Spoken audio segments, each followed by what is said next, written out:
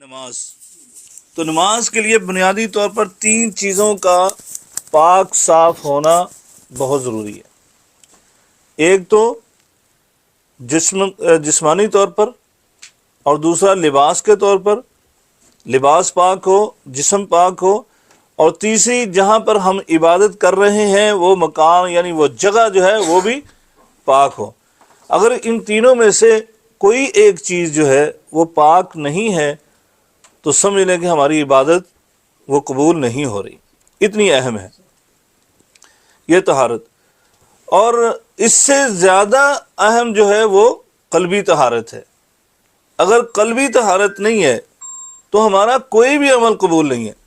یہ تو وہ عمل جو اس جگہ پر کیا جائے گا اس کے لحاظ سے ہے، اس کی نسبت سے ہے، لیکن اگر کوئی اور عمل کیا جائے تو اس کے لحاظ سے کچھ اور شرائط ہوں گی، لیکن قلبی طہارت اگر نہیں ہے تو پھر ہمارا کوئی بھی عمل قبول نہیں ہے۔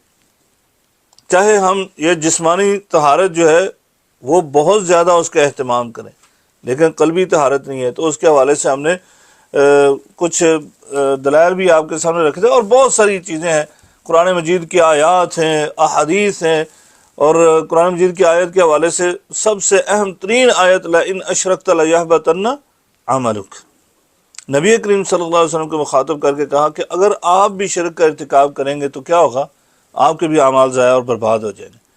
تو کتنی اہم ہے یہ قلبی طہارت یا باطنی طہارت، اس کے حوالے سے ہم نے پہلا باب پڑھا ہے، اور پھر ہم نے جو طہارت کے حوالے سے آیات پڑھتے ہیں طہارت کی فضیلت کے حوالے سے، سب سے پہلے تو سورۃ المدثر کی آیات، کیا کہا، یا ایھا المدثر قم فانذر وربک فکبر، یعنی یہ قلبی طہارت ہے، یہ باطنی طہارت ہے۔ اللہ تبارک تعالیٰ نے کیا کہا، وربک فکبر، یعنی پہلے اپنے رب کی توحید کو ہے وہ بیان کرو، یعنی خود راسخ ہوگا، خود بندہ اس پر عمل پیرا ہوگا تو تبھی جا کر دوسروں کو وہ تبلیغ کر سکتا ہے۔ آگے کہا وَثِيَابَكَ فَطَهِّرْ، اپنے لباس کو بھی پاک کرو، یعنی ظاہری جو ہے نا وہ طہارت اس کو بھی اختیار کرو، یعنی پہلے باطنی طہارت۔ پھر اسی طرح کا ان اللہ یحب التوابین ویحب المتطہرین، یعنی اللہ تبارک و تعالیٰ کن کو پسند کرتا ہے، کن کو اپنے محبوب بناتا ہے، جو توبہ کرنے والے ہیں۔ توبہ کس سے کرنے والے؟ شرک اور کفر سے اپنے آپ کو بری کرنے والے، شرک سے اپنے آپ کو محفوظ کرنے والے، اللہ تعالیٰ ان کو پسند کرتا ہے۔ پھر کہا وَيُحِبُّ الْمُتَطَہِّرِينَ، اور جو ظاہری طہارت کو اختیار کرنے والے ان کو بھی اللہ تعالیٰ پسند کرتا ہے۔ تو یعنی سب سے پہلے مقدم اللہ تبارک و تعالیٰ نے وہ باطنی طہارت کو کیا، تو اس لیے یہاں پر بھی ہم نے مصنف نے بہت اچھے انداز سے اس کتاب کو ترتیب دیا کہ سب سے پہلے باطنی طہارت یعنی توحید کے مسائل کو بیان کیا، اور پھر اس کے فوراً بعد جو ہے وہ ظاہری طہارت کو بیان کیا ہے، جیسے اس آیہ مبارکہ کی یہ عملی تفسیر ہے یہ کتاب جو ہے۔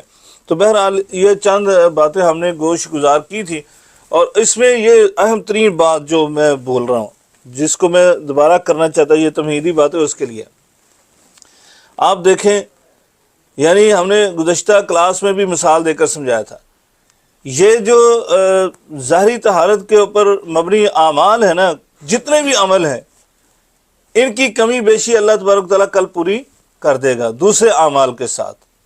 جیسے ہم نے نماز کی مثال دی ہے، نماز کے اندر اگر کمی بیشی ہے انسان کی تو اللہ تعالیٰ کل قیامت کے دن پوری کرے گا یا نہیں کرے گا؟ پوری کر دے گا۔ کیسے کرے گا؟ نوافل کے ساتھ، ٹھیک ہے؟ جیسے حدیث میں آتا ہے کہ اگر کسی بندے کے جو ہے وہ فرائض پورے نہ ہوئے تو اللہ تبارک تعالیٰ کہیں گے کہ میرے بندے کے نوافل کو دیکھو، اور اس کے ساتھ اگر ہیں تو ان کے ساتھ اس کے یہ فرائض کی جو کمی بیشی ہے نا اس کو پورا کر دو۔ لیکن باطنی طہارت کے حوالے سے عقیدے کی کمی جو ہے نا وہ کل پوری نہیں ہو سکتی۔ کیوں ہو سکتی ہے؟ اگر کسی کا عقیدہ خراب ہے، مثال کے طور پر وہ عقیدہ توحید پر گامزن تھا، لیکن ایک موقع پر عمدن قصدن اس نے شرک کا ارتکاب کر دیا، تو پھر وہ کمی بیشی جو ہے وہ پوری ہو سکتی کسی عمل سے؟ نہیں ہو سکتی، صرف اور صرف دنیا میں ہو سکتی ہے۔ اس لیے اللہ تبارک تعالیٰ نے کہا ان اللہ لا یغفر ان یشرک بہ ویغفر ما دون ذلک لمن یشاء، یعنی شرک کے علاوہ ہر عمل جو ہے اللہ تبارک و تعالیٰ ہر کام، ہر گناہ، ہر غلطی اور خطا جو ہے اس کو معاف کر دے گا، لیکن شرک نہیں معاف کرے گا، کیونکہ یہ کوئی عمل ایسا نہیں ہے جو اس کا کفارہ بن جائے سوائے توبہ کے، اور توبہ کب ہو سکتی ہے؟ زندگی کے اندر، زندگی کے بعد توبہ نہیں ہو سکتی۔ خدا نہ خواستہ کوئی انسان شرک کرتا ہوا فوت ہو گیا، اس کے بعد اس کا بیٹا موحد بن کے آ گیا اور وہ اس کے لیے دعائیں کرتا رہے کہ اپنے باپ کے شرک کے حوالے سے، تو اللہ تبارک و تعالیٰ اس شرک کو ختم نہیں کرتا ہے، کیونکہ جب تک انسان خود مرتکب شرک کا جو ہے وہ توبہ نہیں کرتا۔ اس لیے یہ بہت خطرناک معاملہ ہے۔ اپنے آپ کو اور اپنے گھر والوں کو، اپنے عزیز و اقارب کو، اپنے رشتہ داروں کو، اپنے دوست و احباب کو شرک سے متنبہ کیجیے کہ شرک سے بچے۔ باقی کمی بیشی اللہ تبارک تعالیٰ کسی وقت معاف کر سکتا ہے، اس کی نظر رحمت ہو گئی، لیکن اس پر تو نظر رحمت بھی نہیں ہوگی۔ تو بہرحال آج ہم اس باب کی جو ہے وہ غالباً ہم نے 3 احادیث پڑھ چکے ہیں، 13 تک ہم نے پڑھ لی تھی۔ آج 14 نمبر حدیث شروع کریں گے۔ کون ساتھی ہے جو پڑھے گا؟ جی ہاں جی پڑھے۔ نحمده ونصلي على رسول الكريم اما بعد اعوذ بالله السميع العليم من الشيطان الرجيم بسم الله الرحمن الرحيم عن ابي هريره رضي الله عنه ان النبي صلى الله عليه وسلم قال واذا استيقظ احدكم من نومه فلا يغمس يده في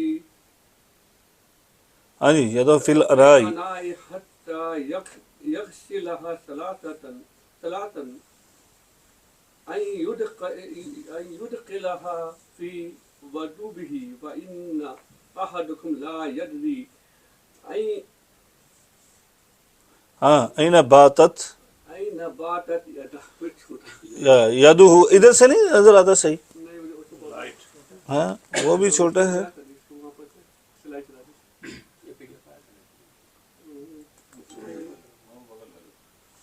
یہ والا یہ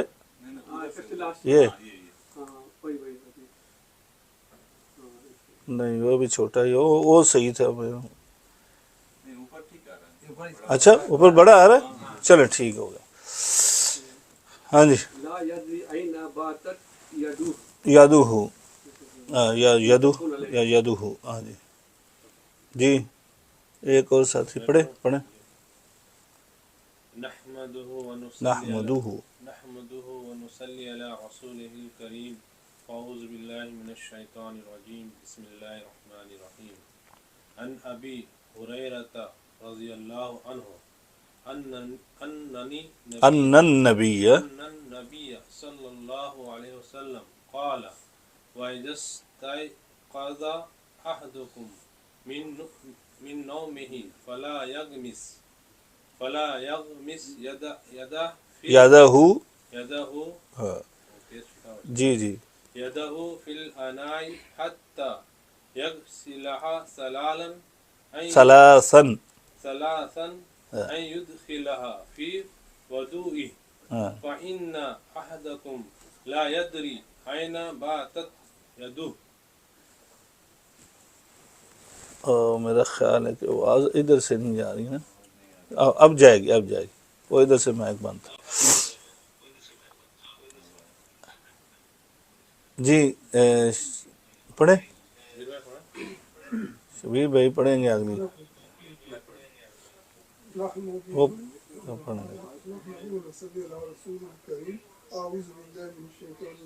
بسم الله الرحمن الرحيم عن أبي هريرة رضي الله تعالى عنه أن النبي صلى الله عليه وسلم قال وإذا استيقظ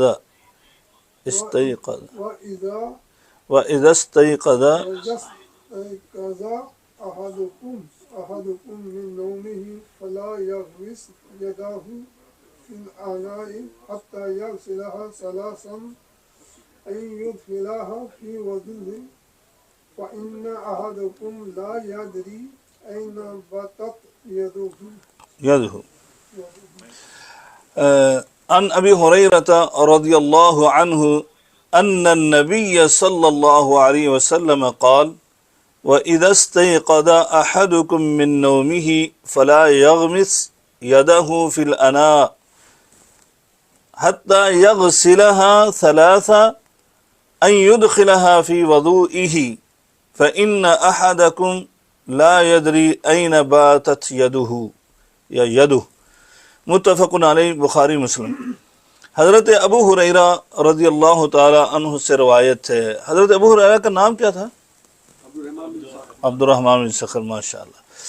حضرت ابو ہریرہ رضی اللہ تعالیٰ عنہ سے روایت ہے کہ آپ نبی صلی اللہ علیہ وسلم نے فرمایا تم میں سے کوئی ایک جب بھی اپنی نیند سے بیدار ہو، جب بھی اپنی نیند سے بیدار ہو، فلا یغمس یدہ، وہ اپنے ہاتھ کو کسی برتن فی الانائی کسی برتن میں نہ ڈالے، حتی یغسلہا ثلاثہ، یہاں تک کہ وہ 3 دفعہ اس کو دھو لے۔ اپنے ہاتھ کو کسی برتن میں ڈالنے سے پہلے 3 دفعہ اس کو دھو لے جب بھی آپ نیند سے بیدار ہوں۔ فَإِنَّ أَحَدَكُمْ، کیوں؟ فَإِنَّ أَحَدَكُمْ، بے شک تم میں سے کوئی بھی نہیں، لا یدری جانتا، أَيْنَ بَاتَتْ يَدُهُ، اس کے ہاتھ نے رات کہاں گزاری ہے، اس کا ہاتھ رات کہاں پر تھا۔ یہ پہلے سب سے پہلے تو حدیث کی عبارت کے حوالے سے تھوڑی سی گزارش کرنی، ان النبی، یہ پہلے تو نا میں یہ عرض کرنا چاہتا ہوں، یہ جو ابھی پڑھتے ہیں نا اس حدیث کو بار بار پڑھا کریں۔ جب میں پڑھتا ہوں تو یہاں پر بھی غور سے توجہ سے سنیں، ریکارڈنگ ہو رہی ہے آپ کے پاس آ جائے گا، اس کو بھی غور سے سننے کے بعد پڑھیں اس کو بار بار۔ اس وقت تک تلفظ صحیح نہیں ہو سکتا جب تک آپ اس کو اپنی زبان پر نہیں چڑھائیں گے، بار بار تکرار سے نہیں پڑھیں گے۔ ان النبی، ان النبی، ان النبی صلی اللہ علیہ وسلم، انا کے بعد ہمیشہ جو ہے کوئی بھی اسم آئے گا تو اس کے اوپر کیا کرنا، ہم نے زبر دینی ہے، یہ ذہن میں رکھیں۔ ان رسول اللہ، رسول اللہ، ان النبی صلی اللہ علیہ وسلم۔ وَإِذِ اسْتَيْقَظَ أَحَدُكُم مِّن نَوْمِهِ، یہ بہت ساری باتیں کر سکتے ہیں، جیسے ایک ساتھی نے پیچھے خواہش کا اظہار کیا تھا، لیکن وہ بہت لمبی بات ہو جائے گی۔ بس جو اہم چیزیں وہ میں بتانا چاہتا ہوں آپ کو۔ آگے چلیں، حتیٰ یغسلہا، آپ کے سامنے نظر آ رہا ہے، حتیٰ یغسلہا، حتیٰ نہ ہوتا تو یہ ہوتا یغسلوہا، کیا ہوتا؟ یغسلوہا، لام کے اوپر پیش ہوتی، حتیٰ کی وجہ سے کیا ہوا، لام کے اوپر زبر آ گئی۔ یہ فعل مضارع ہے یغسلو، ٹھیک ہے، فعل مضارع ہے، فعل مضارع یغسلو یعنی وہ اس کے آخر میں رفع ہوتا ہے، پیش ہوتی ہے۔ تو حتیٰ جو ہے فعل مضارع کو کیا کرتا ہے، جیسے ہی حتیٰ اس کے اوپر داخل ہوتا ہے تو اس کے آخر کو زبر دے دیتا ہے، کیونکہ حتیٰ کے بعد ان پوشیدہ ہوتا ہے عربی کے اندر۔ ان جو ہے وہ اپنے بعد میں آنے والے اسم کو جو ہے وہ زبر دیتا ہے۔ حتیٰ یغسلہ، تو جہاں کہیں آپ دیکھیں گے حتیٰ کے بعد فعل مضارع آ جائے گا تو آپ نے اس کو مفتوح پڑھنا ہے، یعنی اس پر زبر پڑھنی ہے، کبھی اس کو پیش کے ساتھ نہیں پڑھنا ہے۔ حتیٰ یغسلہا ثلاثاً ان یدخلہا، ان، یہ ان آ گیا، یہ ان جو ہے حتیٰ کے بعد پوشیدہ ہوتا ہے، ٹھیک ہے۔ حتیٰ جو ہے وہ بہت ساری اقسام ہیں، لیکن عمومی طور پر حتیٰ کے بعد یہ ان پوشیدہ ہوتا ہے اس کے اندر۔ ان، یہ ان جو ہے یہ فعل مضارع کو کیا کرتا ہے، فعل مضارع کو زبر دیتا ہے۔ ان یدخلہا، آپ آگے بھی دیکھیں نا، ٹھیک ہے، ادخل یدخلو، یدخلو ہونا چاہیے تھا، لیکن ان آیا تو اس کی وجہ سے کیا ہو گیا، اس پر بھی زبر آ گئی۔ فی وضوئہ، یہ وضو، وضو ہوتا ہے کہ وضو ہوتا ہے؟ ہاں، واو کے اوپر کیا ہوتا ہے؟ نارملی تو پیش ہوتا ہے وضو، نارملی تو پیش ہوتا ہی پیش ہے، نارملی نہیں، عموماً پیش ہی ہوتا ہے۔ یہ یہاں پر زبر ہے تو یہ میں اصل میں آپ کے گوش گزار کرنا چاہتا ہوں، یہ زبر ہے تو اس کا مطلب وضو نہیں ہے جو ہم سمجھتے ہیں، جو ہم کرتے ہیں، ٹھیک ہے۔ یہ وضو مطلب اس کا ہے کہ جس کے اندر وضو کا پانی ہوتا ہے، اس برتن کو وضو کہتے ہیں، اس برتن کو وضو کہتے ہیں. جیسے ہم پانی عموماً ہمارے پرانے لوگ جو تھے وہ وضو کے برتن کو کیا کہتے تھے؟ لوٹا کہتے تھے. ٹھیک ہے نا, لوٹے کے ساتھ وضو کرتے تھے. تو اس لوٹے کو جو ہے نا عربی کے اندر وہ وضو کہتے ہیں, واؤ کے اوپر زبر ہوگی وضو. اور جو لوٹے کے اندر پانی ہوتا ہے خاص وضو کے لیے جو ہو تو اس کو کیا بولا جاتا ہے؟ وضو. کیا بولا جاتا ہے؟ وضو, یعنی وا کے نیچے زیر ہوگی. تو اس پانی کو اگر وضو کا لفظ عربی میں آپ پڑھیں گے تو آپ سمجھ جائیں کہ یہ وضو جو ہے نا اس کا مطلب کیا ہے؟ وضو کرنے کا پانی. ٹھیک ہے, اس پانی کو کہا جاتا ہے. تو ویسے جو ہم فعل کرتے ہیں جو آزاد ہوتے ہیں اس کو وضو ہی بولتے ہیں, اس کو وضو نہیں بلکہ بولنا. وضو تو غلط ہے, وضو کا مطلب ہوتا ہے برتن, اور وضو ہوتا ہے وہ واؤں کے اوپر پیش ہوگی. آگے انشاءاللہ حدیث میں پھر آئے گا. مفردات الحدیث, یغمس, یہ اصل میں یغمسو تھا نا, یغمسو. فلا, یہ لام کی وجہ سے آخر میں مجزوم ہو گیا, لائے نہیں ہے. جب یہ لائے نہیں آ جاتی ہے یعنی کسی کام سے منع کرنا, تو پھر یہ اپنے بعد والے کو یعنی اسم کو جو ہے فعل مضارع کو کیا کرتی ہے؟ وہ جزم دے دیتی ہے, اس پہ سکون ہو جاتا ہے. یغمس, یغمس کا مطلب داخل کرتا ہے یا داخل کرے گا. فلا یغمس آ گیا تو کیا مطلب؟ نہ وہ داخل کرے. لا یدری این باتت یدہ, اسے علم نہیں کہ اس کے ہاتھوں نے رات. باتت کا مطلب ہوتا ہے رات گزارنا, باتت رات کو کہتے ہیں. باتا یبیتو, رات گزارنا. باتت اس کے ہاتھ نے, یدہ اس کا فعل ہے, اس کے ہاتھوں نے رات کہاں گزاری یہ بندے کو پتہ نہیں ہے, اس لحاظ سے کہا کہ ہاتھ کو دھو لینا چاہیے. شرح الحدیث, حدیث کی شرح. یہ حدیث ہمیں بیان کرتی ہے کہ رسول اللہ صلی اللہ علیہ وسلم بیدار ہونے کے بعد اپنے ہاتھوں کو دھوئے بغیر وضو کے برتن میں, ٹھیک ہے, وضو میں صحیح ہے نا, وضو کے وضو میں ہاتھ داخل کرنے کو ناپسند فرمایا کرتے تھے, اس خوف سے کہ ہاتھ کو کوئی نجاست یا غلاظت نہ لگی ہو. ٹھیک ہے, کچھ اور بھی ہو سکتا ہے, آگے سنیے دیکھیں گے انشاءاللہ. لہٰذا آپ صلی اللہ علیہ وسلم نے ارشاد فرمایا کہ ہاتھ کو پانی والے برتن میں ڈالنے سے پہلے دھویا کرو تاکہ آدمی کی طہارت اور صحت دونوں کا تحفظ ہو اور پانی بھی طاہر رہے. اور اللہ تعالیٰ کا ارشاد گرامی ہے, ان اللہ یحب التوابین و یحب المتطہرین, بے شک اللہ پسند کرتا ہے توبہ کرنے والوں کو اور وہ پسند کرتا ہے پاکیزگی اختیار کرنے والوں کو. امام نووی رحمہ اللہ تعالیٰ مسلم کی شرح میں فرماتے ہیں, مسلم جو کتاب ہے حدیث کی اس کی شرح میں فرماتے ہیں, محققین کا مذہب ہے کہ یہ حکم نیند سے بیدار ہونے کے ساتھ خاص نہیں ہے. یعنی یہ ضروری نہیں ہے کہ آپ نیند سے بیدار ہوئے تو تب یہ ہاتھ دھونے ہیں, اس کے علاوہ آپ جیسے مرضی ہیں جو مرضی کام کرتے پھرتے آ کر فوراً پانی کے اندر ہاتھ ڈال کے وضو کرنا شروع کر دیں, ایسا نہیں کرنا ہے. بلکہ یہ نیند کے ساتھ حکم خاص نہیں ہے, بلکہ آپ عموماً ہاتھوں کو دھو کر ہی کسی برتن کے اندر اپنے ہاتھوں کو ڈالیں. بلکہ اگر ہاتھ پر نجاست کا شک بھی ہو تب بھی برتن میں ہاتھ ڈالنے سے پہلے دھونا چاہیے, بلکہ شک نہ بھی ہو تو تب بھی دھونا ہی چاہیے. یعنی نیند نہ بھی ہو یا نیند ہو, چاہے وہ دن کی ہو رات کی ہو, تب بھی کسی برتن میں ہاتھ ڈالنے سے پہلے انہیں دھونا چاہیے. یہ جمہور کا مذہب ہے. مجھے یاد آ گیا جب ہم مدینہ یونیورسٹی میں پڑھتے تھے, ہمارے استاد انہوں نے ایک یہ حدیث پڑھائی تو وہ بتا رہے تھے کہ میں ایک دفعہ پڑھا رہا تھا تو انہوں نے عبرت کے لیے کہا حدیث کے حوالے سے. بسا اوقات بندہ کہتا نا کہ یہ کیسے تصور نہیں ہو سکتا کہ رات کو ہاتھ کہاں جاتا ہے کہاں نہیں جاتا ہے. آگے آئے گا کہ نبی پاک صلی اللہ علیہ وسلم نے یہ اشارہ کنایا کے ساتھ کہا ہے کہ ہاتھ اس کے ہاتھ نے رات کہاں گزاری ہے, وہ شرمگاہ کو نہ لگاؤ, اس لیے نبی پاک نے منع کیا کہ ہاتھ کو فوراً نہ ڈالے. جی نہیں آ رہا تو میں کیا کر سکتا ہوں. سلائڈ نہیں چینج ہو رہا ہے, وہ ایک ہی وقت فکس ہوگا.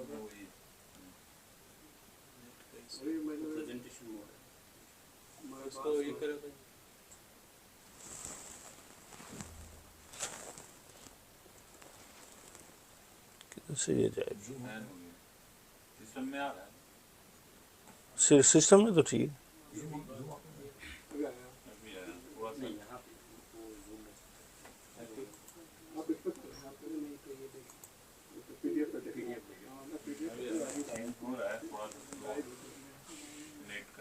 اچھا جی ہاں جی ہو گیا نا، اور نیٹ کی وجہ سے ہی ہو سکتا ہے۔ اچھا وہ میں بتانے لگا تھا، ہمارے استاد انہوں نے یہ حدیث پڑھائی تو ایک نا افریقی نے اس نے کہا کہ یہ عقل نہیں مانتی اس حدیث کو، ہم نے یعنی پتلون پہنی ہوتی ہے، ٹروزر پہنا ہوتا ہے، یا اس طرح کی کوئی چیز، کھلے تو نہیں سوتے ہیں، تو اس لحاظ سے کہتے اس لڑکے نے اس سے بڑی بحث کی استاد کے ساتھ۔ استاد کہتے ہیں کہ وہ نا اگلے دن آیا تو اس نے رو رہا تھا اور معافی مانگی اس نے، اور اس نے کہا کہ رات میں عجیب میرے ساتھ معاملہ ہوا۔ کیا ہوا کہ رات میں سویا اور جیسے میں ٹروزر پہن کے سوتا تھا تو ویسے ہی سویا ہوا تھا، لیکن جب میں صبح اٹھا تو میرے دونوں ہاتھ اس ٹروزر کے اندر تھے، کبھی بھی نہیں ایسے ہوا۔ لیکن اس رات یعنی کہ میں نے آپ سے بحث کی تھی اور میں کہہ رہا تھا یہ حدیث مجھے نہیں سمجھ آ رہی ہے، عقل نہیں مانتی ہے ان چیزوں کو، تو میرے دونوں ہاتھ اندر تھے میرے ٹروزر کے۔ تو بہرحال یعنی اس لحاظ سے ہمیں حدیث کے اوپر عمل کرنا چاہیے۔ میں آپ کو بتاتا ہوں کہ جیسے میں نے کہا نا، اس کی صحت کے حوالے سے بھی، اس کے پانی کی طہارت کے حوالے سے، رات کو سوئے ہوئے کوئی کیڑے مکوڑے بھی ہاتھ سے گزر سکتے ہیں نا، وہ جراثیم اس کے رہ سکتے ہیں، یہ چوہے ہیں، چھپکلیاں ہیں، اس طرح رات کو آپ سوئے ہوئے ہیں تو کوئی پتہ نہیں آپ کے ہاتھ سے کیا چیز گزر گئی ہے۔ بلکہ جو دیہاتوں میں رہنے والے تو ان کو تو پتہ ہی نہیں ہے، بچھو بھی گزر سکتا ہے، سانپ بھی گزر سکتا ہے، اس نے نہیں کاٹا تو الگ مسئلہ ہے، لیکن گزر سکتے ہیں، اور ان کے جو چیزیں ہیں زہر زور وغیرہ بھی ہو سکتی ہے کہ ہاتھ کے اوپر ہو۔ تو اس لیے اسلام نے جو اصول بتائے ہیں نا، وہ اس کے اندر بہت ساری حکمتیں ہوتی ہیں۔ ایک ہوتی ہے ہمیں سمجھ آ گئی جو ظاہری طور پر، جو علماء کو سمجھ آئی، لیکن اس کے اندر بہت ساری ایسی چیزیں جو ہمیں سمجھ بھی نہیں آ سکتی ہیں، تو لہٰذا ہمیں حدیث پر عمل ہی کرنا چاہیے۔ فوائد الحدیث، حدیث کے فائدے۔ نیند ان شرعی اسباب میں سے جن پر مواخذہ نہیں ہوتا اور انسان مکلف بھی نہیں ہوتا، یعنی یہ شرعی عذر ہے نیند کا، ٹھیک ہے، اس میں کچھ بھی ہو سکتا ہے انسان کے ساتھ۔ یہ تو ہاتھ کا معاملہ تھا کہ ہاتھ جو ہے وہ انسان کا مثلا بائیں ہاتھ سے کہا کہ شرمگاہ کو چھو، تو ہو سکتا ہے اس کا دایاں ہاتھ جو ہے وہ نیند کے اندر لگ جائے، تو یہ مواخذہ نہیں ہے۔ اسی طرح اور بہت سارے نماز کے حوالے سے بھی ہے کہ نماز سے بھی شرعی عذر نیند کا ہے، تو جب اٹھے گا تو وہ نماز اٹھ کر پڑھے۔ نمبر 2، پانی کم مقدار میں ہو تو تھوڑی سی نجاست بھی اسے ناپاک کر دیتی ہے، یعنی وہ پانی کے لحاظ سے فقہاء نے اس کے متعلق کچھ نصاب مقرر کیا، اتنا پانی ہو تو اتنی نجاست جو ہے وہ اس کو ناپاک کرتی ہے، یا اتنا پانی ہو تو اس کو جتنی بھی نجاست ہو وہ ناپاک نہیں کرتی ہے۔ نمبر 3، نبی کریم صلی اللہ علیہ وسلم کے تربیت کے لیے انتہائی خوبصورت اور اعلیٰ طرز اسلوب کہ آپ صلی اللہ علیہ وسلم فرمایا وہ جانتا نہیں کہ اس کے ہاتھ نے رات کہاں گزاری، بجائے اس کے کہ آپ صلی اللہ علیہ وسلم فرماتے کہ اس کے ہاتھ نے شرمگاہ کو چھوا ہے، یا اس طرح کی کوئی اور بات بھی کر دیتے۔ لیکن نبی پاک صلی اللہ علیہ وسلم اتنے نفاست والے تھے کہ نبی کریم صلی اللہ علیہ وسلم نے واضح طور پر اس طرح کی بات نہیں کی، بلکہ اشارہ کنارہ کے ساتھ کہا فَإِنَّ أَحَدَكُمْ لَا يَدْرِي أَيْنَ بَاتَتْ يَدُهُ، اس کے ہاتھ نے رات کہاں گزاری اس کو علم نہیں ہے، یعنی اشارہ کنایا کیا۔ نمبر 4، ناپاک کو 3 دفعہ دھونا مستحب ہے، چاہے وہ پہلی دھونے سے ہی وہ پاک صاف لگ رہا ہے آپ کو، لیکن پھر بھی مستحب یہی ہے کہ آپ اس کو 3 دفعہ دھوئیں۔ لیکن اگر کتا منہ ڈال جائے کسی برتن میں تو پھر کیا کرنا ہے؟ 7 بار دھونا ہے، اور 1 بار مٹی سے دھونا ہے، اولاہن بالتراب۔ نمبر 5، عبادت میں احتیاط پر عمل کرنا چاہیے۔ احتیاط ہونی چاہیے عبادت کے اندر، احتیاط دھونے میں ہی ہے، صحیح ہے نا، کہ آپ نے اس میں احتیاط کرنی ہے کہ دھونا ہے، طہارت کا لحاظ کرنا ہے، کہ ہمیں شک پڑ گیا کہ ہمارا ہاتھ جو ہے شرمگاہ کو لگ گیا تو پھر ہمیں دھونا ہی ہے اور وضو کرنا ہی ہے، یہ احتیاط ہے۔ جی حدیث نمبر 15 پڑھیں مانی بھائی۔ نحمده ونصلي على رسوله الكريم بسم الله الرحمن الرحيم عن أبي هريرة رضي الله عنه قال قال رسول الله صلى الله عليه وسلم لا يقبل الله لا يقبل الله لا يقبل الله ہو لا يقبل اللہ صلاة احدکم صلاۃ صلاة احدکم اذا احدث حتى یتوضا يتوضأ حتی یتوضا حمزہ ہے ٹھیک ہے حتی یتوضا جی پڑھیں شبیر بھائی نحمد رسول اللہ تعالی نحمدہ نحمد رسول اللہ آہستہ آہستہ آرام سے کیا جلدی کیا ہمیں کوئی جلدی نہیں اللہ تعالی ونصلی علی وصلی علی رسولہ رسول کریم ہاں اما بعد بعد عن ابی ہریرہ رضی اللہ تعالی عنہ عنہ عنہ قال قال رسول اللہ صلی اللہ علیہ وسلم لا يقبل لا يقبل اللہ بل اللہ لاہ صلاة احدکم اذا احدث حتى يتوضا ہاں حتی یتوضا حتى يتوضا ہاں جی کرے بخاری جی مختار بھائی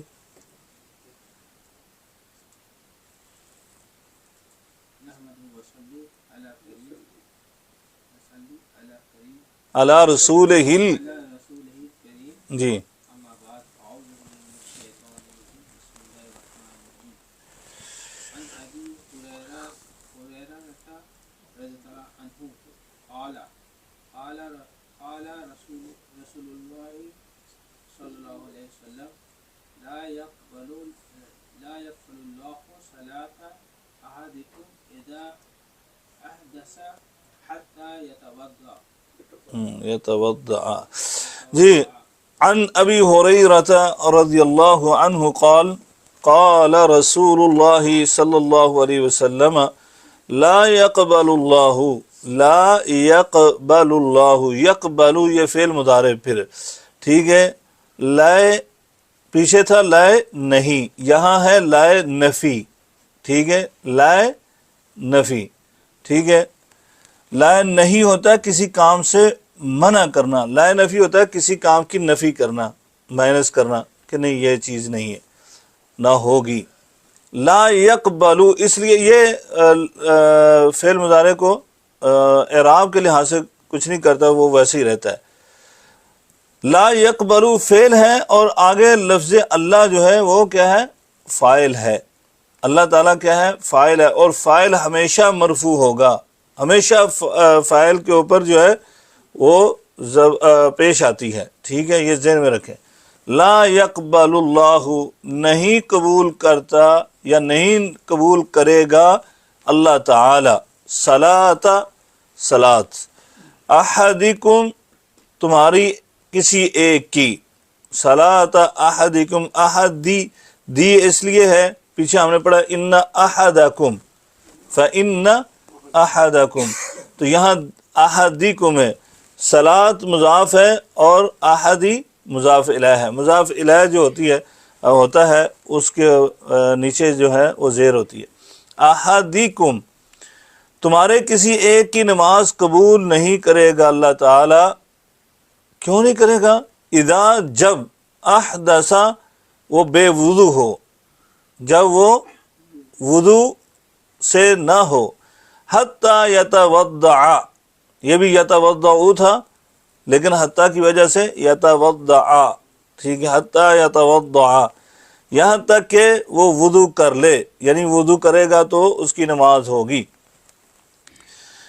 مفردات الحدیث احدث ایک معنی کیفیت ہوتی ہے معنوی کیفیت ہے کوئی ایسی چیز نہیں ہے کہ جس کو ہم بیان کر سکیں بس اوقات بعض لوگ کہتے ہیں نا کہ ہوا خارج ہوئی تھی اس سے وضو کرنا کیوں ضروری ہے افراد و تفرید کا شکار ہیں بعض لوگ تو کہتے ہیں کہ نہیں ہوا خارج ہوئی ہے تو آپ کو استنجا کرنا ہی پڑے گا ہاں جی جیسے قضاء حاجت کے بعد آپ کو استنجا کرنا پڑتا ہے یہ ہوا خارج سے بھی مجھے ایک ساتھی نے ایک دفعہ صاحب کہ ایسا ہی موسم تھا تو وہ کہتے باہر ہم ایسے ہوتے ہیں کام کر رہے ہوتے ہیں صحرا میں تو اس طرح تو ہم یہ استنجا میں نے کہا کس نے کہا آپ کو کہ نماز پڑھنے کے لیے وضو کرنا ہے تو آپ کو استنجا کرنا ہے آپ نے دیکھا ہوگا بعض لوگ لازماً وہ واش روم جاتے ہیں کیوں گئے تھے آپ نے واش روم کرنا تھا نہیں وہ استنجا کرنا تھا کیوں بھی ہوا خارج ہوئی تھی نا تو اس لیے ہوا خارج ہونے سے کوئی ایسا مسئلہ نہیں ہے کہ آپ کو استنجا جانا پڑے کوئی کسی ایک حدیث میں اس طرح کی چیز نہیں ہے یہ ایک معنوی کیفیت ہے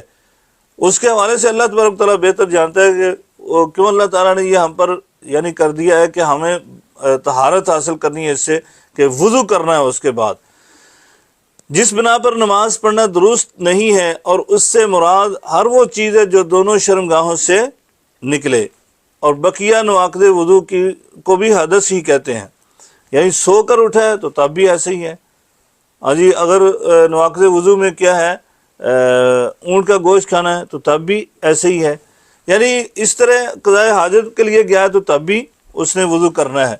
تو یہ نواقض وضو کے بعد نواقض وضو کو بھی حدث کہتے ہیں. حدث کی دو قسمیں ہیں، یہ ذہن میں رکھیں، اضافی چیز ہے. حدث اصغر اور حدث اکبر. حدث اصغر جو ہوتا ہے وہ ایسے ہی ہے جیسے واش روم گئے، آپ قضاء حاجت کر کے آئے، یا ہوا خارج ہوگی یا نیند سے اٹھے، ویسے ہی. تو یہ حدث اصغر کہتے ہیں. تو یہ کیسے دور ہوگا، اس سے طہارت کیسے حاصل کرتے ہیں؟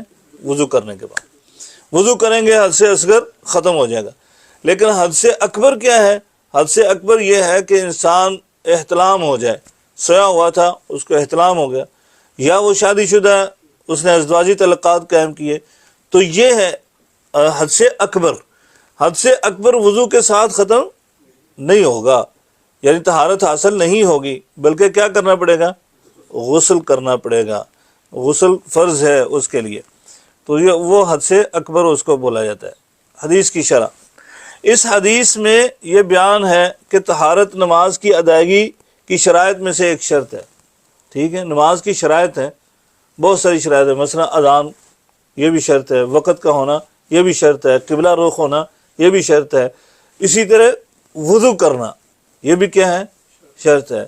شرط جو ہوتی ہے وہ ایسے ہی سمجھیں اس کی اہمیت جیسے ارکان کی اہمیت ہوتی ہے، جیسے فرض کی اہمیت ہوتی ہے نماز کے اندر. جیسے مثال کے طور پر تکبیر ترحیمہ کیا ہے؟ فرض ہے، رکن ہے.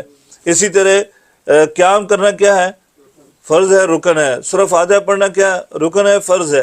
سجدہ کرنا رکن فرض، رکوع کرنا رکن فرض، یعنی رکن ہے. ان کے بغیر نماز نہیں ہوتی. بعینہ ہی اسی طرح اگر یہ شرائط بھی جو ہیں، یہ شرائط ہوتی باہر ہیں، اس فعل کے اندر نہیں ہوتی، باہر ہوتی ہیں. ٹھیک ہے، ان کا اس فعل کے ساتھ تعلق اس طرح کا نہیں ہوتا جیسے یہ جڑے ہوئے ہیں. کیا تکبیر تحریمہ، قیام، رکوع، سجود، یہ اندر ہے اس فعل کے. ٹھیک ہے، نماز ان کے بغیر بھی قبول نہیں ہوتی. لیکن کچھ چیزیں ہوتی ہیں باہر، ٹھیک ہے، لیکن وہ اس کے لیے رکن کی حیثیت رکھتی ہیں، تو ان کو کہتے ہیں شرائط. آپ کو شرط اور رکن کا فرق بھی واضح ہو گیا. ٹھیک ہے نا. لیکن وہ اہمیت اس کی ویسے ہی ہوتی ہے جیسے رکن کی اہمیت ہے. یہ شرط جب تک پوری نہیں ہوگی وہ مشروط نہیں ہوگا. یعنی اگر شرط پوری نہیں کی ہے، وضو نہیں کیا ہے، تو آپ کی نماز نہیں ہوگی. یہی نبی کریم صلی اللہ علیہ وسلم نے اس حدیث میں واضح کیا ہے.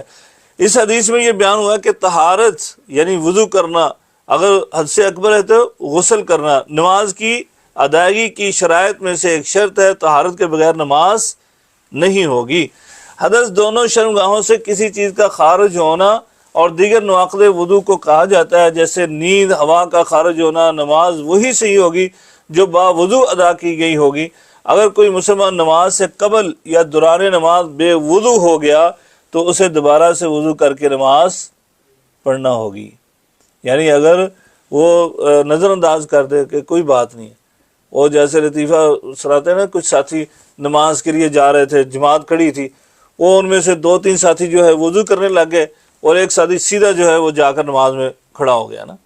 تو بعد میں وہ لیٹ ہو گئے، وضو کرتے کرتے جماعت ہو گئی. تو وہ بعد میں کہتا ہے کہ اگر میں بھی آپ کی طرح وضو کے چکر میں پڑھتا تو میری بھی جماعت نکل جاتی. تو وضو کے بغیر ہی نماز پڑھ لی تو نے تو اور کیا، جماعت نکل جاتی ہے. تو وہ نماز نہیں ہوتی ہے بغیر وضو کے. ٹھیک ہے نا. امام نووی رحمہ اللہ تعالیٰ فرماتے ہیں جب تک پانی سے یا پاک مٹی سے طہارت نہ کر لے اور اگر وضو پر اکتفا کرے، یعنی مٹی کو استعمال نہیں کرتا، صرف وضو کر لے، تو کیا ہے؟ تو یہ درست ہے، کیونکہ اصل اور بنیاد تو وضو ہی ہے. ٹھیک ہے. اگر پانی نہیں ہے تو وہ پھر تیمم کر سکتا ہے، مٹی سے طہارت حاصل کر سکتا ہے، استنجا بھی ہو سکتا ہے. اور کوئی شرعی عذر بھی ہو، تو بیمار ہے تو تب بھی. فوائد الحدیث، نماز کے لیے وضو شرط ہے. اس حدیث سے ہمیں یہ ثابت ہوا کیونکہ اس کے بغیر نماز قبول نہیں ہوتی ہے. نمبر 2، وضو کے بغیر اور معذور کے تیمم کے بغیر معذور ہے آدمی، وہ یعنی بیمار ہے تو وہ پانی استعمال نہیں کر سکتا، وضو نہیں کرے گا، تو تیمم تو ضروری ہے اس پر. تیمم کے بغیر نہیں وہ نماز پڑھ سکتا. کہ پڑھ سکتا ہے؟ نہیں پڑھ سکتا، کیونکہ معذور کی تیمم کے بغیر نماز باطل ہے. معذور کی بھی نماز قبول نہیں ہوگی جب تک وہ تیمم نہیں کر لے گا. نمبر 3، حد سے اصغر اور حد سے اکبر دونوں کو پانی دور کر دیتا ہے، یعنی پانی کے ساتھ دونوں دور ہو سکتے ہیں. اگر پانی نہیں ہے تو کیا مٹی کر سکتی ہے دور؟ کر سکتی ہے. تیمم وہ غسل کے اور وضو دونوں کے قائم مقام ہو سکتا ہے، احادیث میں یہ ثابت ہے. نمبر 4، وضو صرف حد سے اصغر ختم کرتا ہے، جیسے ہم نے پڑھ لیا ہے. جی ایک اور حدیث پڑھ لیتے ہیں، ٹائم ہے ابھی. کون اس کو پڑھے گا؟ تلاوت کون کرتا ہے؟ جی بڑھیا ہے حدیث، پڑھیں. میں بڑھتا ہے. جی جی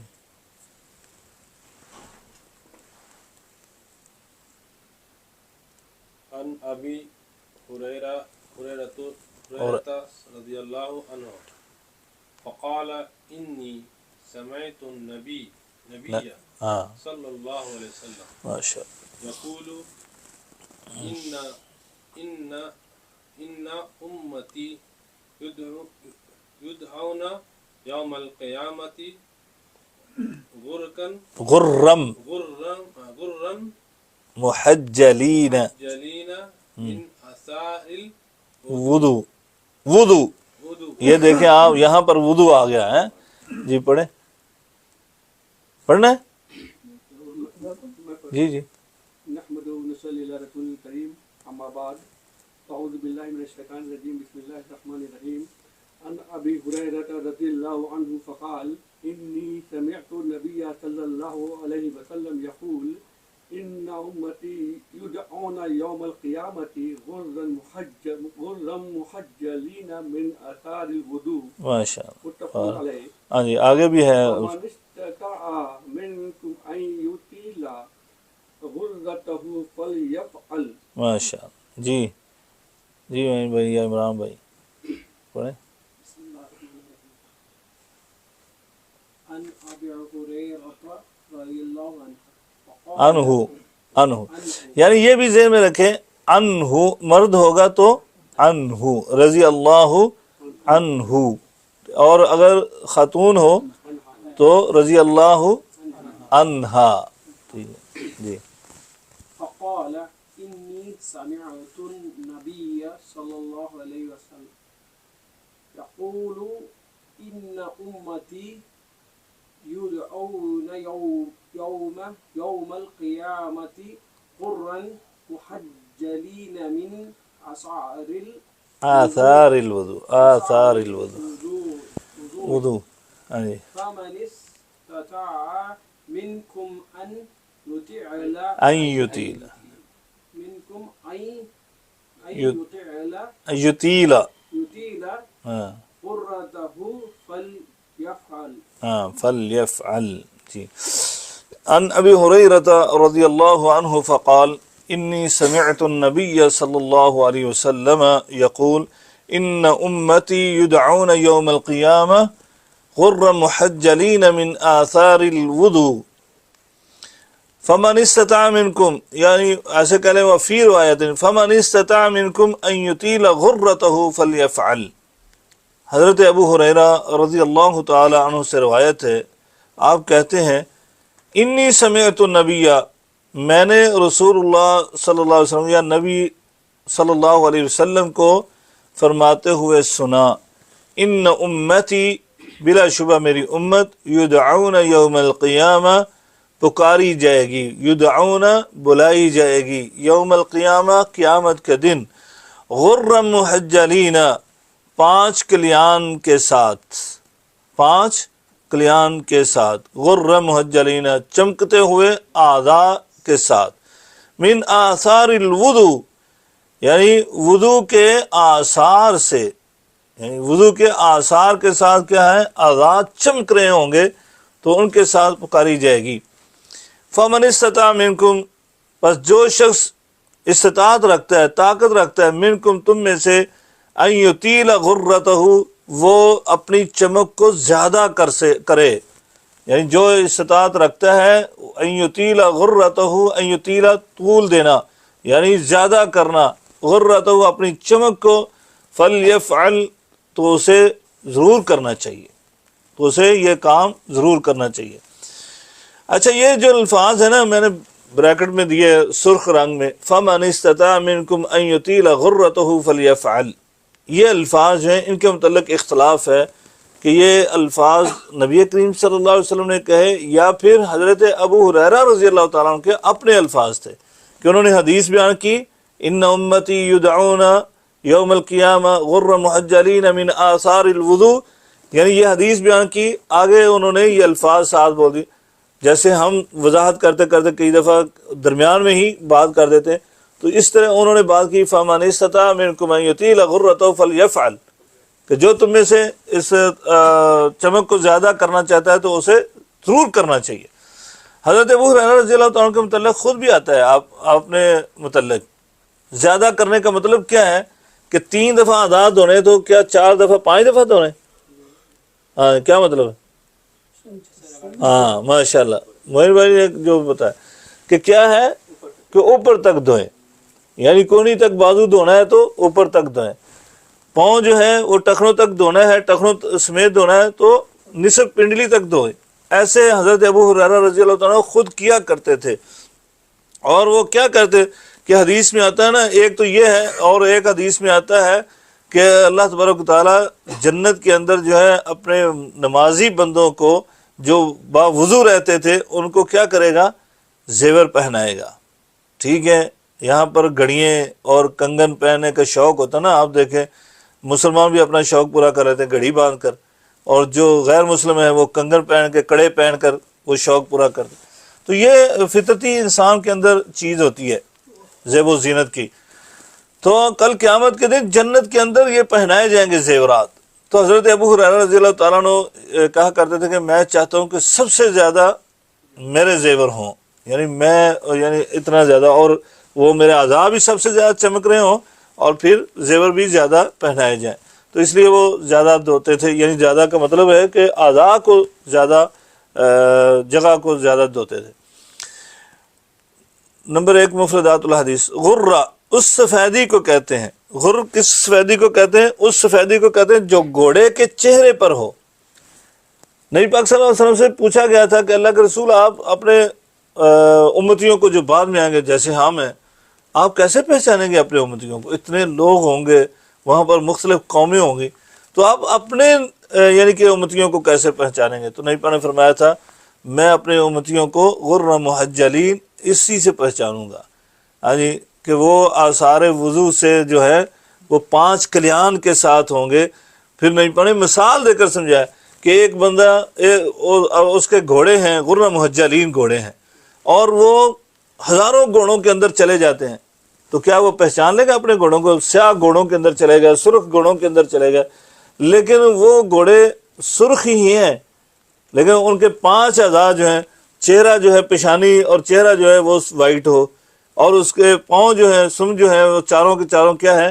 وہ وائٹ ہوں، تو کیا پہچانے جائیں گے یا نہیں پہچانے جائیں گے؟ فوراً پہچانے جائیں گے، دور سے پہچان لیں۔ نبی پاک نے فرمایا بعین ہی اسی طرح میں ان کو پہچان لوں گا۔ تو غر کہتے ہیں اس سفیدی کو جو گھوڑے کے چہرے پر ہو، اس سے مراد چہرے پر وضو کا نور ہوگا، یعنی ہمارا جو ہے وہ اگر ہم وضو کرتے رہتے ہیں، اور یہاں پر ایک اور چیز ذہن میں رکھیں کہ اس حدیث سے تو ایک فائدہ یہ بھی نکلتا ہے جو میں نے لکھا نہیں، ابھی میرے ذہن میں آیا، کہ جو بے نمازی ہے تو اس کا معاملہ کیا ہوگا؟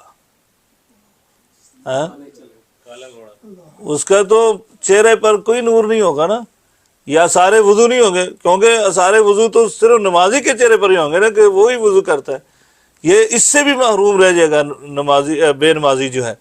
کوئی بھی نماز پڑھتے کوئی نہیں پڑھتے ہیں، مطلب کہ پابندی کرتے ہیں، وہ الگ چیز ہے۔ وضو کرتے ہیں، ہاں ہاں جی، وہ بھی وضو کر کے نماز پڑھتے ہیں، وضو کر کے ہی پڑھتے ہیں، لیکن وہ تو الگ حساب کتاب ہو جائے گا ان کا، جو پڑھتے ہی نہیں ان کے متعلق بات ہم کر رہے ہیں نا، جو ہے ہاں، تو پھر اتنی ہی چمک ہوگی، چمک بھی اتنی ہی ہوگی نا، مدم سے فیوز کیا ہوا۔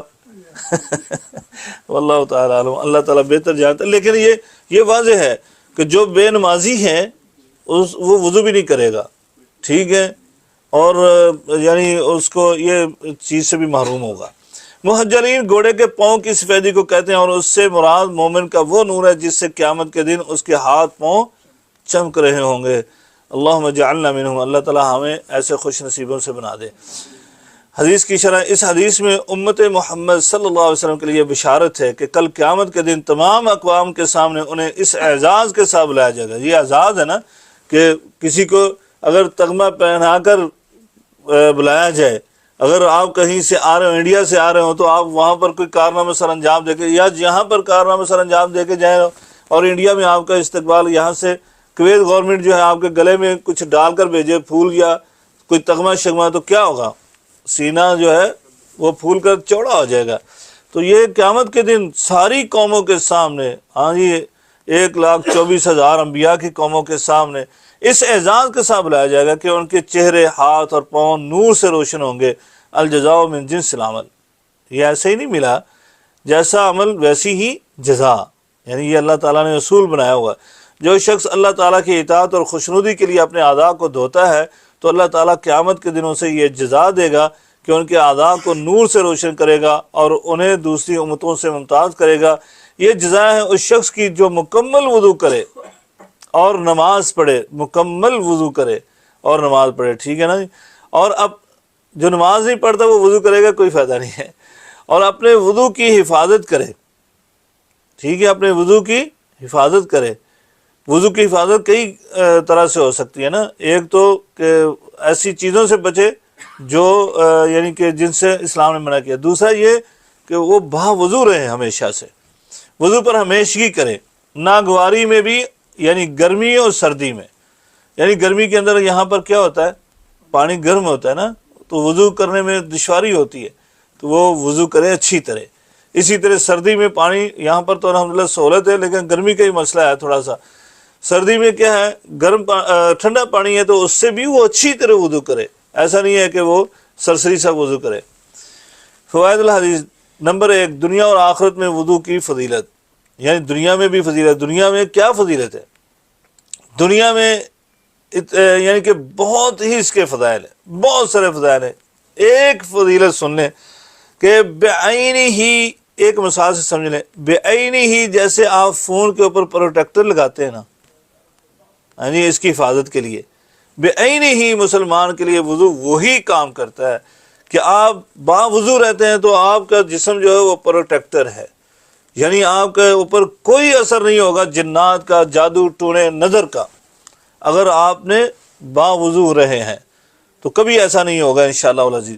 لہذا مسلمان کو کوشش کرنی چاہیے وہ ہمیشہ با وضو رہے، یہ نہیں ہے کہ نماز کے لیے، بلکہ ہمیشہ با وضو رہے۔ بعض ساتھی عادت ہوتی ہے کہ کیا وہ، یعنی ان کو واش روم جانا تھا، وضو سے تھے، تو وہ کہتے ہیں کہ پہلے نماز پڑھ لیتے ہیں تو پھر بعد میں وضو کر لیں گے، ہاں جی واش روم جائیں گے پھر بعد، اور بھائی پہلے چلے جاؤ، کیوں؟ تاکہ آپ کا جو ہے وہ وضو قائم رہے، نماز پڑھنے کے بعد بھی قائم رہے۔ ایسا نہیں ہے کہ آپ نماز کے بعد وضو، یعنی کہ سستی ہو جائے گی، آپ واش روم جائیں گے تو اس کے بعد وضو نہ کریں تو آپ کون سی نماز پڑھنی؟ تو واقعتاً یہ انسانی کمزوری ہے، تو لہٰذا آپ پہلے کوشش کریں کہ وہ آپ واش روم سے پہلے فارغ ہو جائیں۔ تو یہ سب سے بڑا تو نہیں کہہ سکتے، لیکن یہ فائدہ ہے، وغیرہ اور بہت سارے فائدے ہیں کہ آپ با وضو رہیں گے تو کیا ہے، اجر و ثواب بھی ملتا رہے گا اور فرشتے استغفار کرتے رہیں گے آپ کے لیے، اور بہت سارے فائدے ہیں۔ میں نے ایک درس دیا تھا ادھر، جو منتھلی ہمارا پروگرام ہوتا تھا، وہ میرا خیال پڑا ہوا ہے یوٹیوب وغیرہ میں، تو وہ سن سکتے ہیں اس کے حوالے سے۔ نمبر 2، دنیا و آخرت میں وضو مومن کا نور ہے۔ نمبر 5، وضو کو اچھی طرح مکمل طریقے سے کرنا چاہیے۔ نمبر 6 ہونا چاہیے تھا، اچھا 3 ادھر چلا گیا، ہاں۔ 5 نمازوں کی فضیلت، یعنی کہ 5 نمازوں کے لیے یہ وضو کیا جاتا ہے، تو اس کے حوالے سے وضو کو اچھی طرح مکمل طریقے سے کرنے کی ترغیب، ٹھیک ہے جی۔ اسباغ الوضو کے حوالے سے آگے حدیث آ رہی ہے، تو یہیں پر ہم اکتفا کرتے ہیں، ٹائم ہو چکا ہے۔ ساتھی کا کسی کا سوال ہے اس سبق کے حوالے سے، احادیث کے حوالے سے، تو سب سے پہلے وہ کریں، پھر دیکھیں گے دوسرے سوالات۔ یہ 5 کلیان میں کیا کیا چیز استاد کیا کرتی ہے؟ 5 کلیان، ہاں ماشاء اللہ، یہ دیکھیں فاسٹ ہیں شبیر بھائی. مجھے لطیفہ یاد آ گیا، ہمارے یہ ساتھی 3 ادھر نماز پڑھنے لگے جماعت بنا کر، تو امام نے ابھی جو ہے نا وہ اللہ اکبر نہیں کی تھی، مقتدیوں نے اللہ اکبر کر لی تھی. شبیر بھائی اور فاسٹ لوگوں میں سے ایک ہے. تو یہ ٹھیک بتایا شبیر بھائی نے ماشاءاللہ کہ یہ 5 کلیان یعنی یہ 5 اعضاء، چہرہ، دونوں بازو، ہاتھ اور پاؤں، جی دونوں، یعنی یہ 5. ایک صاحب عرب لوگ میں نے دیکھا وہ ایک ہی بار کرتے ہیں، کئی لوگ ایک ہی بار کرتے ہیں، 3 بار نہیں کرتے. کیا ایک بار وضو؟ ہاں کوئی حرج نہیں ہے. اصل چیز جو ہے وہ ایک بار کرنا ضروری ہے، فرض ہے ایک بار کرنا، اور 3 بار کرنا کیا ہے؟ سنت ہے. 2 بار 3 بار، لیکن 3 سے زیادہ نہیں کر سکتے، وہ غلط ہے. ٹھیک ہے، ایک بار کرنا غلط نہیں ہے، 2 بار کرنا غلط نہیں ہے، یعنی وہ صحیح ہے. فرض پورا ہو جائے گا 1 سے، اور 2 کریں گے تو سنت، پھر تیسرا کریں گے تو سنت، لیکن 3 سے زیادہ بار نہیں کر سکتے. وہ کیا ہو جائے گا؟ وہ زیادتی ہو جائے گی، وہ بدعت ہو جائے گی، ہاں جی، وہ سنت سے خارج ہو جائے گا، وہ اسراء میں بھی چلا جائے گا. اس کے بعد والا سلائڈ اچھا اس میں یہ پی ڈی ایف میں دوسرا آ گیا ہے شرح الحدیث.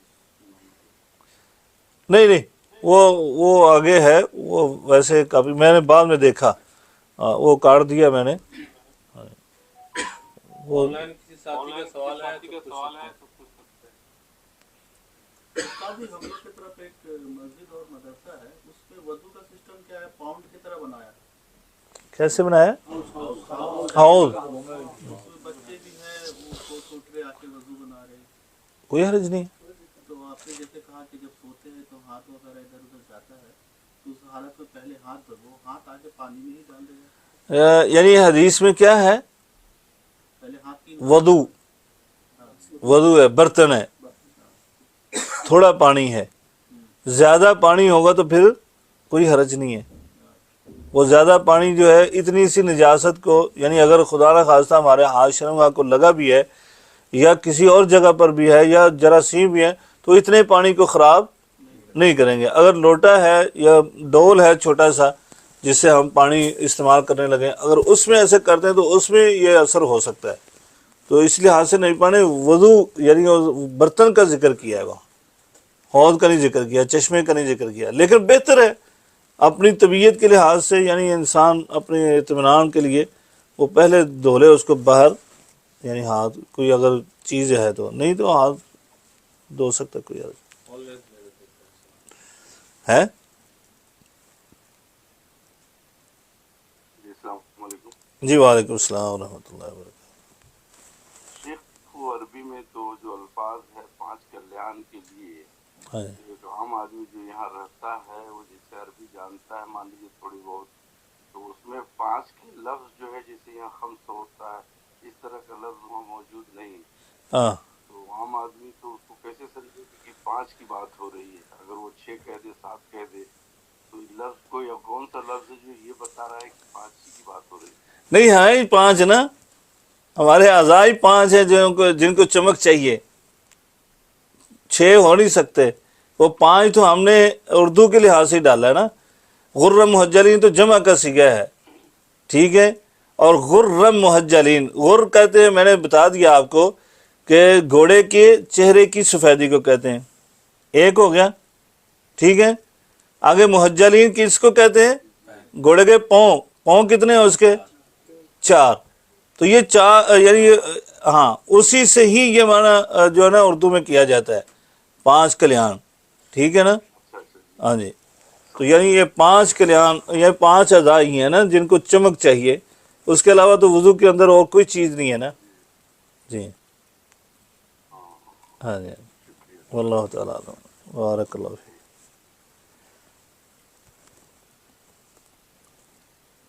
جی کسی اور ساتھی کا کوئی سوال ہے تو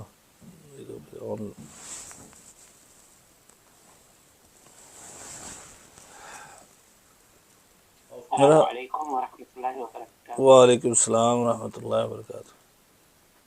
شیخ المحترم جی بعض دفعہ دیکھا گیا ہے کہ وضو جو ہے وہ آرام آرام سے کر رہے ہوتے ہیں، تو بعض دفعہ وہ نل کھلا بھی رہ جاتا ہے اور ایسا کر رہے ہوتے ہیں، تو اس حوالے سے بھی رہنمائی فرما دیں۔ ہم نے گزشتہ کلاس میں بات کی تھی اس کے حوالے سے، یعنی گزشتہ کلاس میں اگر آپ تھے تو آپ کو پتہ ہے کہ اسراف سے منع کیا گیا۔ میں نے بتایا کہ نبی پاک صلی اللہ علیہ وسلم کی ایک حدیث وہ شرح کرتے ہوئے ہم نے بتایا تھا کہ نبی پاک نے فرمایا ان کنت علی نہر جار، اور ایک روایت کے الفاظ ولو کنت علی نہر جار، اگرچہ آپ جاری نہر پر ہو اور وہاں سے پانی استعمال کر رہے ہو تو وہ نہر کے اندر ہی گر رہا ہے، آپ نے تو صرف وہی استعمال کیا جو آپ کے ہاتھوں پر، آپ کے چہرے پر لگا، آپ کے پاؤں پر لگا، تو باقی پانی تو اندر ہی چلا گیا، لیکن اس کے باوجود کہا جتنا تم نے استعمال کیا اس کا حساب کتاب دینا پڑے گا، تو لہذا اسراف سے بچیں۔ تو یہ ہم نے گزشتہ کلاس میں یہ بات کی تھی، اس لیے ہم ساتھیوں سے گزارش کرتے ہیں کہ کلاس جو ہے نا کنٹینیو رکھا کریں تاکہ وہ مسائل ایک دوسرے سے جڑے ہوئے ہیں تو وہ سمجھ آتے رہیں۔ تو اس پر ہم نے تفصیل سے بات کی تھی کہ اسراف نہیں کرنا چاہیے، اور آج کل تو سہولت ہی بہت ہے، یعنی آج کل ٹوٹیاں بھی ایسی لگ گئی ہیں کہ اوپر سے آپ نے پانی لیا تو اوپر سے ہاتھ مار کے جو ہے نا اس کو بند کر سکتے ہیں، وہ گھمانا نہیں پڑتا ہے۔ تو کوشش کی جائے کہ وہ اسراف سے ہمیں بچیں، کیونکہ پہلی حدیث جو ہم نے اس باب میں پڑھی ہے نا تو اس میں کیا ہے، نبی پاک صلی اللہ علیہ وسلم ایک مد سے وضو کرتے تھے۔ مد کیا ہے؟ ایک چلو بھر پانی، ایک چلو بھر پانی، یعنی دونوں ہاتھوں کو جو ایسے اکٹھا کیا جائے، جتنا پانی اس کے اندر آتا ہے، جو ہم غالباً ایک دفعہ اپنے چہرے پر ڈالتے ہوئے اتنا صرف کر جاتے ہیں، ایک دفعہ 3 دفعہ کرتے ہیں تو 3 چلو ہم ڈال دیتے ہیں، تو اس اتنے میں نبی پاک وضو کر لیتے تھے۔ یہ چھوٹی بوتل جو ہے یا چھوٹا گلاس پانی، گزشتہ کلاس میں ہم نے بات بھی کی تھی، ایک شیخ نے ویڈیو پڑی ہوئی ہے، اگر آپ یوٹیوب پر جا کے ڈالیں گے نا تو ادھر ایک شیخ نے وضو کر کے دکھلایا ہے، چھوٹا پانی کا گلاس جو ہے نا پلاسٹک کا یہاں پر ملتا ہے بکالوں پر، اس کے ساتھ وضو کر کے اس نے دکھلایا ہے، اور اس وقت جو اس کے مقتدی بیٹھے ہوئے تھے تو انہوں نے کہا یہ کرامت ہے، وہ نہیں مانے، تو وہ کہنے لگے کہ یہ کرامت ہے، برکت پڑ گئی ہے پانی کے اندر۔ تو بہرحال کوشش تو کرنی چاہیے، اگرچہ ناممکن ہو گیا آج ہمارے لیے، یعنی ناممکن تو نہیں، مشکل ضرور ہے، تو خیر لیکن پھر بھی احتیاط کرنی چاہیے ہمیں، کوشش یہ کریں جتنا کم پانی استعمال ہو سکے اتنا ہی کم کریں۔ سر ایک سوال ہے کہ ہم لوگ انڈیا میں سفر کرتے ہیں ٹرین پر، تو وہاں پہ اتنا گندا رہتا ہے واش روم میں اور جہاں وضو کرنے کا رہتا ہے کہ مطلب کہنا بہت مشکل ہو جاتا ہے۔ آدمی سوچتا ہے کہ یہ کہنے کا عموم کر لیں۔ دیکھیں وہ اگر تو وہاں پر مشکل ضرور ہوگا، لیکن اگر وہاں پر طہارت کے منافی کوئی چیز نہیں، آپ کو یہ نہیں ہے کہ وہاں پر یہ خدشہ ہے کہ آپ کے کپڑوں کو یا آپ کے جسم کو کہیں پر نجاست چھینٹے پڑ سکتے ہیں اس سے، تو پھر تو وضو کرنا ہی چاہیے۔ ٹھیک ہے وہاں پر اگر جگہ صاف ستھری نہیں ہے، لیکن جلدی سے وضو کر کے تو باہر آ جائے۔ کوشش تو یہی ہے جب پانی ہے تو پھر گنجائش نہیں ہے تیمم کی، پانی ہے تو تیمم میں سب تک مٹی ہونا چاہیے، ہاں تو ٹرین میں اگر مٹی کے ساتھ وہ لے کے چلیں گے نا، چورا سے ملتا ہے یعنی مٹی کی جو اقسام ہیں، جو چیزیں ہیں اس سے ہو سکتا ہے، لیکن چونا ایسے نہیں ہے، اس سے تو کچھ بھی نہیں ہے۔ ہاں اگر ویسے چونا پڑا ہو تو کر سکتے ہیں، آپ کے لیے ضروری ہے۔ واللہ تعالیٰ عالم۔ ہاں جی ٹھیک ہے جی، انشاءاللہ آئندہ کلاس بشرط زندگی اللہ تعالیٰ کے فضل و کرم سے ملاقات ہوتی ہے۔ سبحانک اللہم و بحمدک اشہد ان لا الہ الا انت۔ چھوٹا سا تھا، جی رہنمائی فرما جی دیجیے۔ کیا ہوتا ہے کہ کوئی جیسے مثال کے طور پہ ایک مدرسہ ہے اور اس کے مدرسہ چل رہا ہے اور اس دوران جو ہے بچے جاتے ہیں وہ لاپرواہی کرتے ہیں، اور بعض دفعہ بچے جو ہیں وہ یعنی استنجا کرتے ہی نہیں ہیں، بس ایسے کیا واش روم ہوئے اور واپس آ گئے، بعض دفعہ وضو کرتے نہیں کرتے، تو وہ دیکھا گیا کہ واش روم میں छींटे पड़ी होती हैं। अभी एक दफ़ा मेरे साथ ही ऐसा हुआ है कि साहब ज़रा मुझे इमरजेंसी थी, मैं जाके बैठ गया और ऐसे ही उसका नल खोला तो बहुत तेजी से पानी निकला और वो छींटे मेरे ऊपर ही आ गए, यानी वाशरूम से ही दीवार को टकरा के या जमीन को टकरा के। अब घर भी दूर है और कपड़े भी तब्दील नहीं कर सकते और नमाज का टाइम भी यूं समझे कि हो गया, तो उस सूरत में फिर क्या करना चाहिए? अगर तो आपको वाज़ेह है कि ये यहाँ पर जो है ना वो ये नजासत के छींटे पड़े हैं या लग गए हैं तो उसको धोना चाहिए, ठीक है। अगर आपको पता नहीं है कि ये कोई ख़ास जगह है, छींटे पड़े हैं ये मुझे पता है लेकिन कहाँ पर पड़ गए हैं ये मुझे नहीं पता है, तो फिर हम क्या करेंगे, पानी लेकर तो उसके ऊपर छींटे मार दें, ठीक है। जहाँ पर मुझे शक है पाक पानी के अपने कपड़ों के ऊपर वहाँ पर वो छींटे मार दें, तो उससे इंशाअल्लाह अज़ीज़ वो मामला ख़त्म हो जाएगा, तहारत हासिल हो जाएगी। अल्लाह ताला जी जी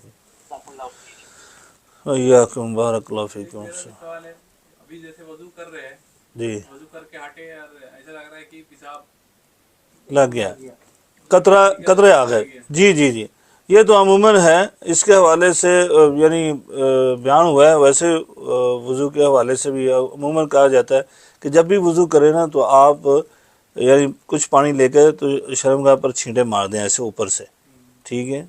जिसको ये मसला है उसके लिए भी और दूसरे के लिए भी, जिसको शक व शुबा पड़ता है उसके लिए भी, तो ये उसके लिए हल है उसका। जिसको मसला है उसके लिए भी ये हल है, कपड़े के ऊपर छींटे मार। हाँ कपड़े को ऊपर छींटे मार दें।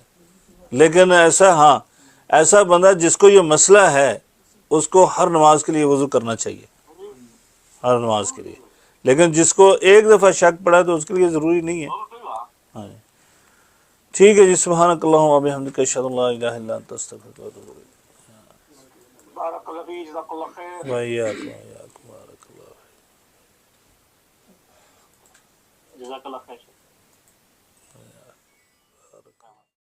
अस्सलामु अलैकुम व रहमतुल्लाहि व बरकातहू।